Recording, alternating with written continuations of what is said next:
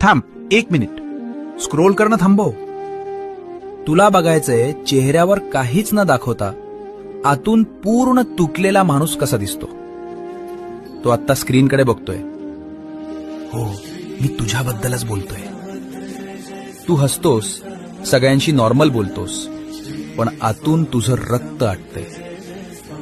पैशाचं टेन्शन, कुटुंबाची जबाबदारी आणि स्वतःच्या अपूर्ण इच्छा हे ओझं घेऊन तू रोज सकाळी उठतोस. मला माहित आहे तू खूप थकलायस.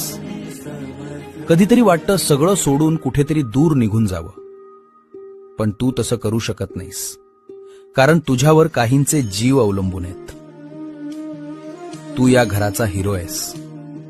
रडायचं असेल तर रड, पण हार मानू नकोस.